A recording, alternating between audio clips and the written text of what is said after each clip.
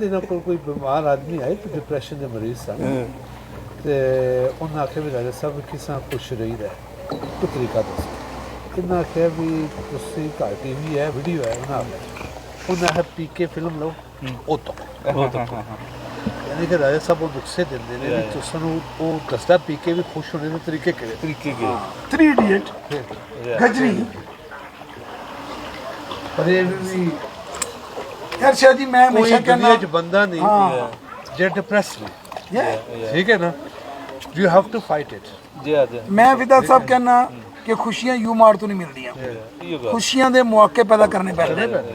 ਤੁਸੀਂ ਕਿਹੋ ਜਿਹੇ ਹੋ ਰੋਣੇ ਵਾਲੀਆਂ ਰੂਹਾਂ ਗਿਲਾ ਕਰਨੀਆਂ ਰੂਹਾਂ ਅੱਲਾਹ ਨੂੰ ਨਹੀਂ ਪਸੰਦ ਹੈ you taking yourself too serious ਮੈਂ ਮੇਰੇ ਬੇਟੇ ਦੀ ਤੇ ਰਾਜਾ ਸਾਹਿਬ ਜੀਟੀ ਰੋਡ ਤੇ ਬਾਜ਼ਾਰ ਤੇ ਇਹਨਾਂ ਡਾਂਸ ਕੀਤਾ ਅੱਛਾ ਤੇ ਮੇਰੇ ਕੋਈ ਕੰਮ ਕਰਨ ਵਾਲੀਆਂ ਸਨ ਨਾ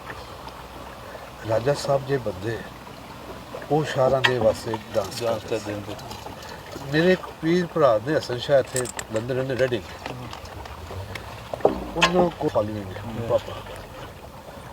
ਉਹਨਾਂ ਨੇ ਆਖਿਆ ਸ਼ਾਹ ਜੀ ਤੁਸੀਂ ਸਹੀ ਨਹੀਂ ਕੀਤਾ ਮੈਨੂੰ ਦੱਸਣਾ ਸੀ ਤੇ ਮੈਂ ਰਾਜੇ ਆਨੰਦ ਚੰਗਾ ਨਾਚ ਕਰਦਾ ਦੱਸਣਾ ਸੀ ਠੀਕ ਹੈ ਨਾ don't take yourself too serious ਯਾ ਠੀਕ ਹੈ ਤੁਸੀਂ ਟੂ ਸੀਰੀਅਸ ਨਾ ਠੀਕ ਹੈ ਬਸ ਇਹ ਵੀ हैप्पीनेस एक गोली है इसमें खूब खाओ क्या बात है ये रोने धोने बस हाँ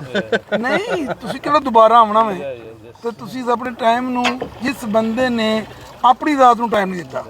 ਜਿਸ ਨੇ ਆਪਣੇ ਆਪ ਨਾਲ ਪਿਆਰ ਨਹੀਂ ਕੀਤਾ ਕੀ ਫਾਇਦਾ ਜ਼ਿੰਦਗੀ ਦਾ ਇਨਕਮ ਦਾ ਫਾਇਦਾ ਕੀ ਪੈਸਾ ਕੋਈ ਫਾਇਦਾ ਨਹੀਂ ਹੈ ਆਪਣੇ ਆਪ ਨਾਲ ਲਵ ਕਰੋ ਔਰ ਥੈਂਕਸ ਸ਼ੁਕਰ ਅਦਾ ਕਰੋ ਅੱਲਾ ਯਕੀਨ ਕਰ ਲੋ सिक्को सिंपल असूल है कि शुक्र अदा करते जाओ और लेंदे जाओ हाँ लिमिट ना क्रॉस करो आदत क्रॉस ना करो और बराए मेहरबानी